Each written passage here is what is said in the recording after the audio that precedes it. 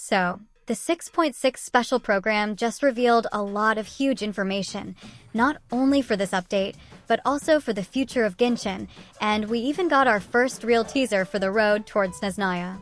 So in this video, we will go over everything that was shown in the 6.6 special program and talk about what it could mean going forward. I will keep the banner section a bit shorter because most of it was already leaked before and now basically turned out to be true. But there are still some important details to mention, especially with Lohen, because his situation is honestly a little strange. The banners are now confirmed to be Nicole and Duran in Phase 1, with Prune as the new 4-star on these banners. Then in Phase 2, we will get Lohen and Mavwika. So the leaked order was correct.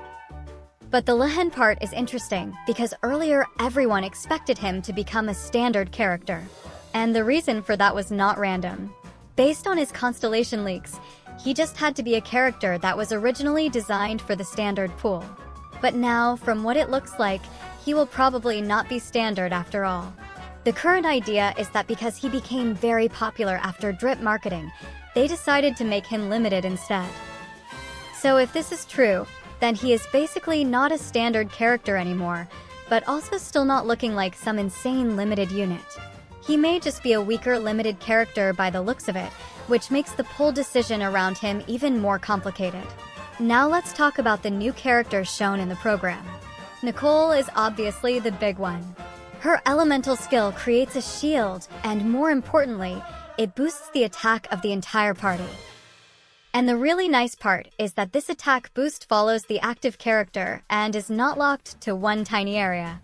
That is a huge quality point, because a lot of older supports can feel annoying when you have to stay inside one circle or one small zone. Nicole's burst also summons an arcane projection that attacks together with the active character. The damage scales based on the active character's attack, and the element of the damage matches the active character's element. That is exactly why many people already see her as a very universal support. She also has a very cute exploration-related ability. Outside of combat, if you have the treasure compass for the current region, Nicole can call nearby Seelies to help guide you to treasure. That is not the reason you pull her, of course, but it fits her whole angel and guide theme very well. And for people who still have exploration left, it could be a nice little bonus. Lohen was also shown in more detail. He is the vice captain of the Knights of Favonius 5th Company, and his fighting style is much more aggressive than what some people expected. The program explained that he is not just fighting enemies, he is also almost competing with his teammates. When one of his teammates deals a significant amount of damage, Lohen gains a resource called Will to Win. The more Will to Win he has, the more damage he can deal with his special skill and burst.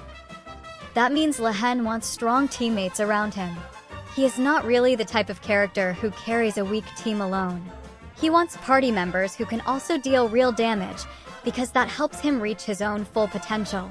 His kit also has a talent that increases his elemental skill level for a short time after using it, and the duration can be extended if a teammate has talent levels that are not lower than his skill. That is a pretty interesting way to translate his competitive personality into gameplay. Lohen will also get his own story quest, and completing it gives primo gems and level up materials for him.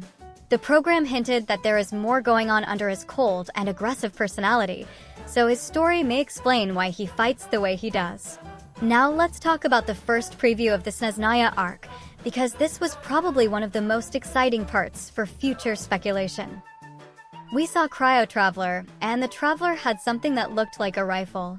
They also threw some kind of ice spear that left behind an ice star. This could be connected to their skill, and maybe that ice star is somehow connected to the stellar superconduct field that leakers were talking about before. Of course, we do not know that for sure yet. But the connection is interesting because stellar superconduct has been leaked as one of the new reaction directions, and now we suddenly see Cryo Traveler using strange ice star effects in the first Snezhnaya preview. It could be nothing, but it could also be the first official teaser that Traveler will be able to trigger stellar reactions or interact with that mechanic in some way. We also saw a new medium height character with an electrovision, and they seem to use a pole arm. This could maybe be one of the first characters we meet in the region, similar to how Kachina was important at the start of Natlon or Ano at the start of Nod Cry. If Snezhnaya really focuses on cryo and electro reaction changes, then showing an electro character this early makes a lot of sense. Now the Archon quest is probably one of the biggest story parts of the whole version. The situation in Sumeru looks very bad. Nahida is unconscious, Sumeru is falling into chaos, Jinns are attacking, and a new adversary connected to Tor has appeared. Completing this Archon quest gives a limited time reward of 560 Primo Gems, and also Ascension materials for Nicole. The special program also mentioned a new guiding notes feature, which lets players review past terminology and story events. That is actually a very good change, because the story is getting very lore-heavy now. There is also a new auto-save notification for Archon quests, so players can see when their progress has been saved. That may sound small, but for long story quests, it is really useful. Some Archon quests are getting very long now, and it is nice to know when you can safely stop without worrying about losing progress. The new weekly boss is also a huge reveal.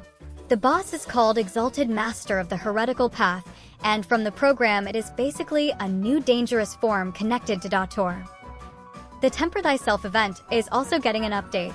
Before, the main goal was to complete tasks over 8 weeks and claim a free constellation. Now, after claiming that first reward, players can keep completing goals beyond the 8-week mark and claim extra rewards, including Primo Gems. I think this is a good change because it rewards consistent players more. If you keep playing every week, you now get more value instead of the event just stopping after the main reward. The new artifact sets also support the Snezhnaya reaction idea. The first set seems to buff Superconduct. The 2-piece increases attack, and the 4-piece increases Superconduct reaction damage. It also gives more crit rate when attacking enemies affected by Superconduct. The second artifact set is more of a buffing set, and it seems designed around Hexerai characters. The 2-piece gives energy recharge, and the 4-piece can give elemental damage bonuses after using a skill.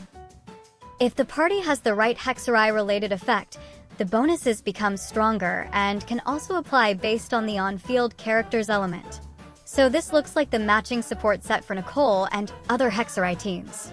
One set points towards Superconduct and the future of Snezhnaya, and the other points toward Hexerai support in the current version. The main event of the version is Phantasmal Pals, where we get the Little Hexen Circle. Klee, Chi-Chi, Yao, Sayu, and Prune are involved, and we will visit their secret base.